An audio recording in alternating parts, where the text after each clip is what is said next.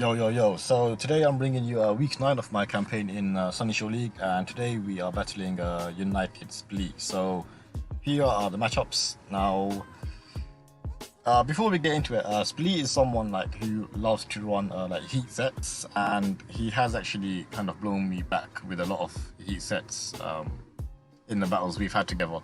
Yeah, he does have like a history of doing that. But yeah, I mean, nonetheless, like looking at his team, I don't feel like there was much heat that he could run, like outside of standard sets, and I just felt like I covered him well enough. And yeah, we're just gonna head right into it. I mean, like I'm looking at his team, and I don't see like how much heat you can run. Like Mega Chomp can like just go physical or mixed. There's not much heat to run there.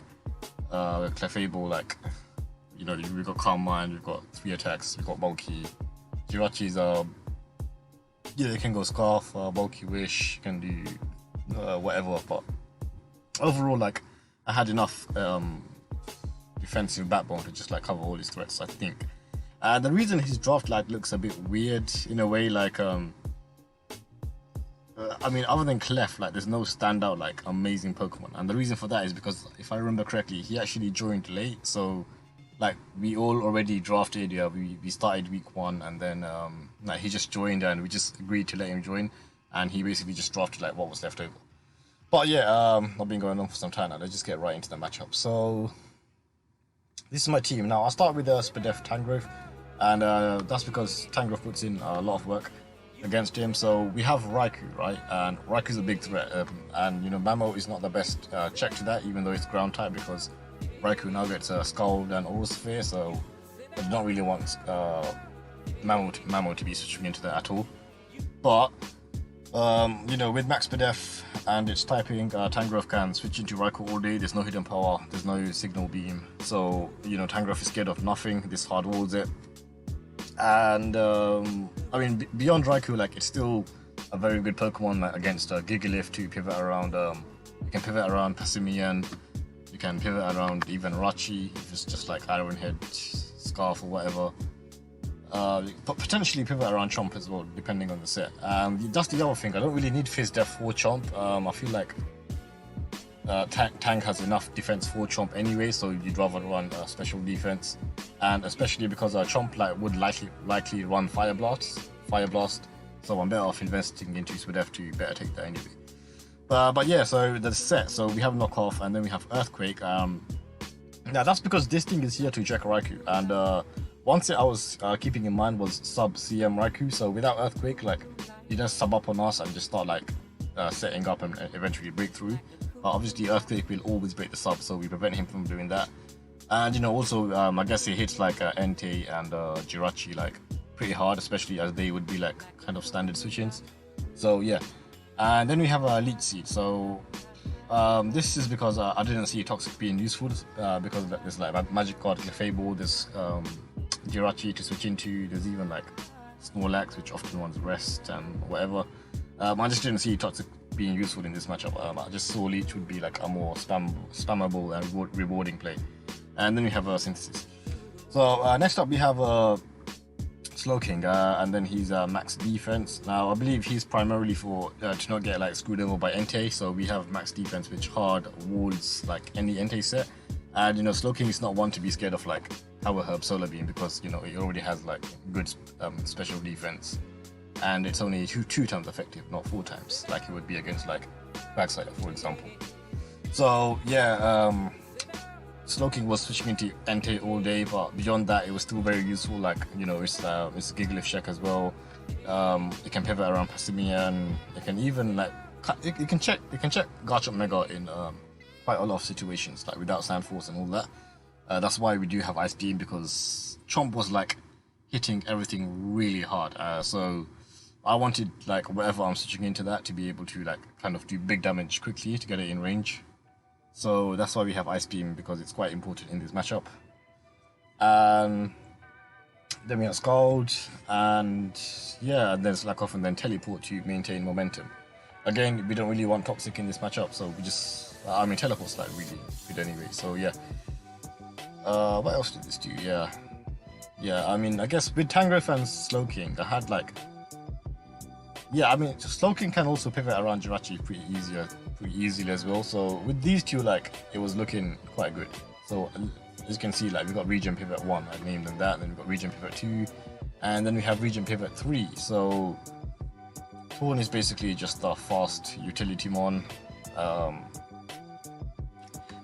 Yeah, I mean, it's here for defog because he has webs, and then he has spinners to keep his hazards and remove mine.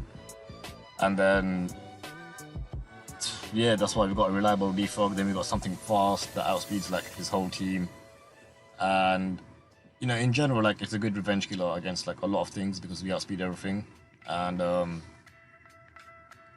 it also annoys Clef like really with this set. So we are Acrobatics Taunt. So with Taunt, we just prevent like him going for Soft Boiled or Stealth Rock or Thunder Wave or whatever he wants to do. And, you know, we knock off the leftovers. So, you know, whenever he switches in Clef, I knock off, then I taunt it, and then I can Acrobatics, and like, you know, it's kind of low and it can't recover. The next time it comes in, it's probably dead. Same story with Rachi and even Raikou. So that's the main reason I went back like with this weird physical set, because the standard special set with like Hurricane and whatever doesn't do well against Raikou at all. But this one can knock off like whatever Raiku's holding, and then we can like, yeah, I mean, then Raikou is just like very easily worn down. So yeah, we do outspeed Raikou, rest in attack, and then some HP. And one other reason I went for Acrobatics is just because of the reliability. Yeah, so that's really what Torn did. It's just like there as a fast revenge killer, a backup pivot, and just something to pivot around in situations where I need to kind of like get momentum back. So next up we have Drapion. Now this Drapion did a lot of work. As you can see with this set, we have our Toxic Spikes. So he does not have a poison type. So again, that's why I was very inclined to bring Toxic Spikes, and especially because he does hit like a lot of his team. So that's why Drapion came, because it was just like a really good Pokemon against him. Furthermore, the set itself, so like, you know, we can outspeed like Mega Garchomp and go for like Expert Ball, Ice Fang, and then we've got like knockoff against Rachi, Poison Jab against Clef. Like, it hits everything like fairly hard, and it also has tons of utility in Toxic Spikes. Defensive wise, it doesn't really check anything, but again, like, it's there as like a disruption mon. It sets out Toxic Spikes, it taunts. It doesn't taunt, I mean, it knocks off your item, it breaks your walls, like, you know, Rachi gets knocked, Clef gets poison jabbed. So yeah, it's just there like as a disruption one. Next up we have like Coco. So Coco outspeeds not to Raikou for some reason. I guess we weren't scared of Raikou. Or was I out? I think I was predicting Raikou to... Oh yeah, because beyond Tornadus and Coco, the rest of my draft is pretty slow. As you can see, we have the next fastest one is what? Drapion at 95. So Raikou only needs like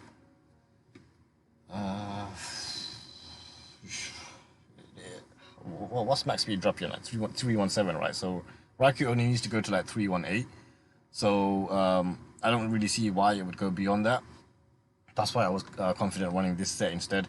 We just outspeed the Rachi and everything else, not the Raikou, which we should be outspeeding anyway. Because again, I don't see max speed Raikou coming. This is the Raikou I was predicting, and the reason I did that was because I could afford to go Adamant. That way, with Magnet and Wild Charge, we can break Clefable, Fizdep Clefable. So that was an important benchmark to hit. And yeah, so that's what Coco did. It's just like it breaks Clefable. It's a very fast Pokemon that outspeeds like a lot of his team and does a big damage, or one it KOs them. Yeah, so we got Wild Charge, Stab, Play Rough for Garchomp obviously, and the other Stab. Then we got Close Combat for like Snorlax really and Gigalith. And yeah, Play Rough also hits Specimen, and then Newton just maintain momentum. So this thing's just like it's the win condition basically when I weigh his team down enough for it to win. And then we have Mamoswine for Stealth Rocks, and also I guess just another little cleaner really, because this thing does huge damage to everything. He has like literally no wards. Fizdef Clefable does not wall it, And because we can run Rock Move for Araquanid, you can't wall it either, so that's why we have Rock Slide. A bit more reliable than Stone Edge, so that's why I ran that. And yeah, so Earthquake, Rock Slide, we don't need Icicle Crash. So with Chomp, we're not going to use Icicle Crash, we're going to use Ice Shard all the time because they outspeeds. And then everything else, like, it's only Devil Mice that you would hit with Icicle Crash, but I didn't think that was too big an issue. I thought Rock Slide was more important to hit Araquanid. So yeah, that is the team. Wasn't entirely confident going in because like my defensive backbone isn't all that. Like I can see like I guess certain Jirachi sets, like I don't know what kind of heat he can bring, but certain Jirachi sets can potentially put in work. And especially with Splie, like he does run heat a lot, and yeah, I mean I just wasn't entirely sure, so that's why I didn't go. Oh yeah, this was actually one of the main things I was thinking. So with Splie, like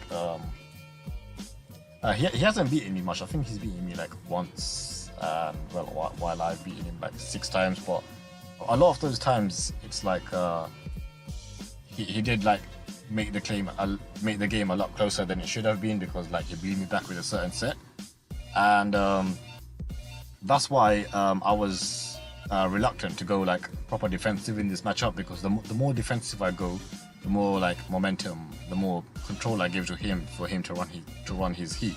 So that's why we have like 4 offensive Pokemon to kind of like dictate the game myself rather than giving power to him.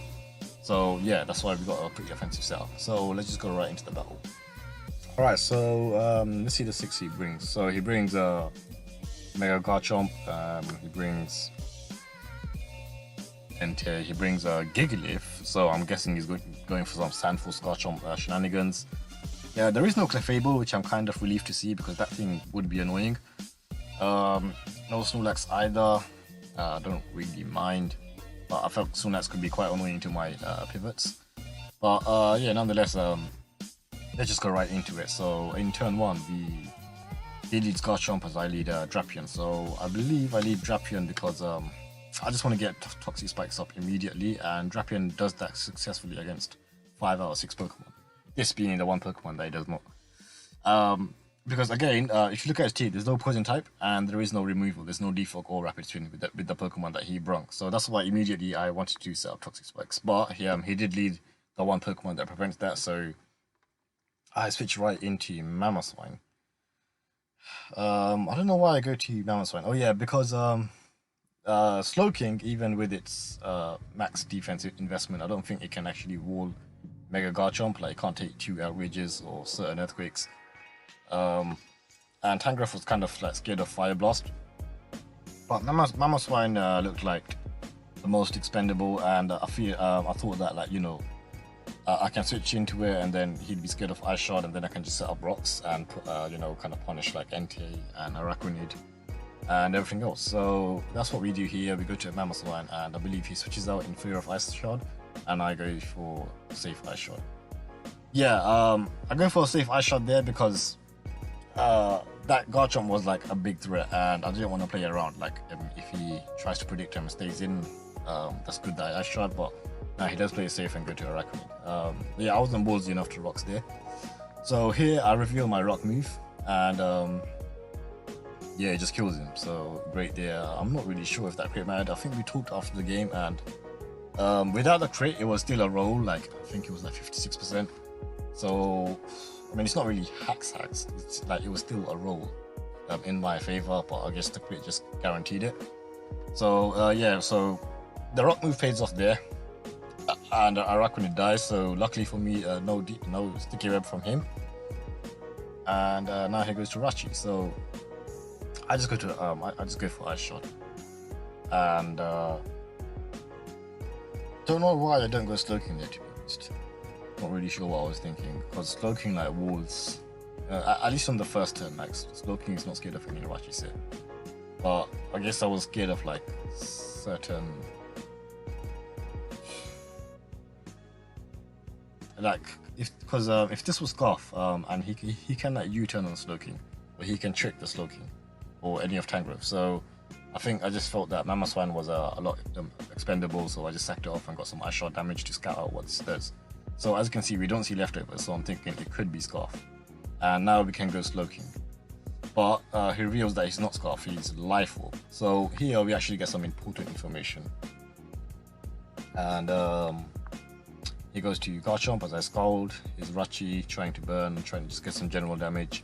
And here, luckily at 61%, due to our max defense, we do live any hit from this, and we just go straight for Ice Beam. Now you can see the importance of Ice Beam as this Mega Chomp dies. The big threat is down, my walls are looking like a lot safer now. And now he goes to Passimian. So, not wanting to stack off the Slowking just yet, we do go to Tangrowth on the incoming knockoff. We do take any hit from this, and we do keep Slowking healthy, so that's why I go Tangrowth. Now I just go for a safe, I believe, Leech Seed, yes, because it just punishes everything, and it gives health back to whatever wants to come in. So I go for Leech Seed there. I don't think I'm scared of this. I know he's Life Orb physical, so I take any hit. And he just goes for a safe U-turn. I believe I knock off here, because it is the safest play. I knock off the Rachi and do big damage, or Earthquake. Oh yeah, fair enough. I guess Earthquake was also safe because it hit like these three, Entei, Gigalith and Rachi, and this thing did not want to come in. So yeah, I guess I predicted the Entei switch in, and that's why I went for Earthquake to do some more damage. So here, because Slowking is low at, I believe would be now 54% after regen, you can't really switch into Entei per se. Like it could be Banded Flare Blitz or Banded Sacred Fire, then burn, then kill. So I just go to Trapian because it's quite exposable at this, expendable at this point.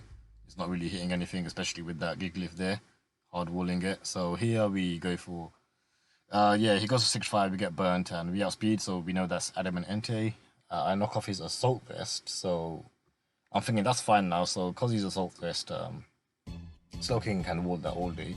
But we don't need Slowking to take damage here. We can just go Coco outspeed and go for a nice wild charge for the 1-hit KO.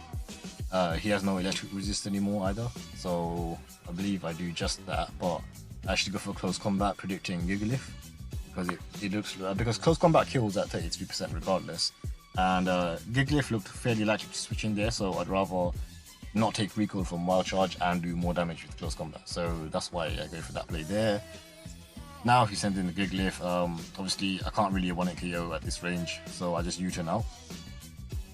And I believe he reveals Rock Polish. So yeah, now you see some of the heat that Splie loves to bring. So we see Rock Polish, Gigalith, and to be honest, because I'm not physically defensive Tangrowth, this thing's a bigger threat than it would have been.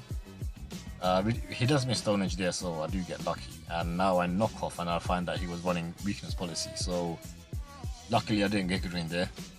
But even even then, Coco still outspeeds us at +2, and it can revenge with close combat.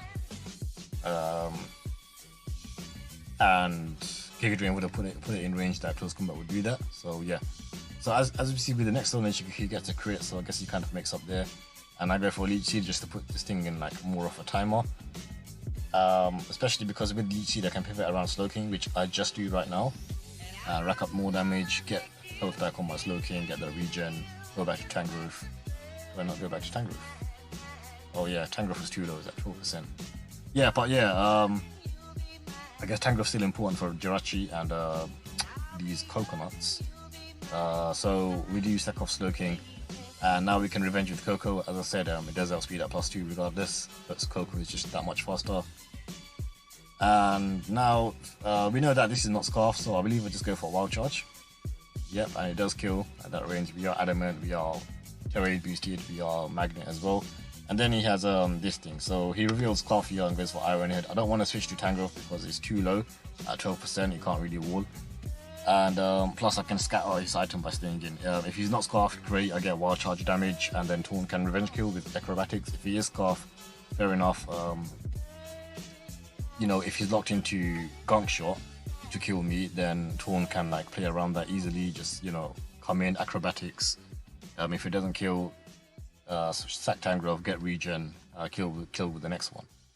And if he's locked into Earthquake, then he don't want to do that because then I have Tangrowth and Tornadoes, which resist or are immune to that. So that's why I stay in here. Reveals Scarf and locks himself into Iron Head. So yeah, I guess that is his only play. He's trying to go for the flinch win on my Mons, but it does not happen. He flinches me. Yeah. No, it doesn't flinch me there. Yeah, but it doesn't happen. No flinch, and Thorn does finish off with acrobatics. So good games to Splie. Yeah, I mean this battle was still quite difficult. Like it could have went wrong if I played differently, but I think that one of the defining moments was when Slowking ice beamed the Garchomp, because Garchomp was doing big damage to everything else. But once Garchomp went down, like everything else didn't really care, because like Entei was hard ruled by Slowking. Passimian, as we know, was now Scarf, was not doing anything to that Tornadus or Slowking or even Tangrowth. Arachnid that died and didn't get to set up webs, so that was crucial as well. And then Life of Jirachi just simply was not threatening enough between Tangrowth and Slowking. So he did bring heat in like Life of Jirachi and Rock Polish Gigalith, but again, because I mean even Rock Polish Gigalith, I mean the heat he brought this time like simply wasn't effective, is what I'm saying.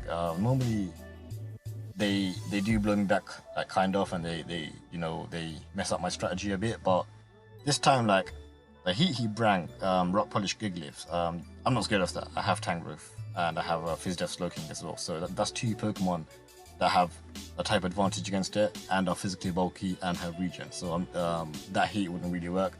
Same for Life Orb, Physical Jirachi, we have Tangrowth and Slowking. You know, between two of them, I can literally just switch between them and watch the Jirachi die to Life Orb. So yeah, that's why this battle just went like a lot more smoothly than expected. But nonetheless, that was a good game. GG's to Splie, and next week will be the final week before we move into playoffs. So I'll see you guys then.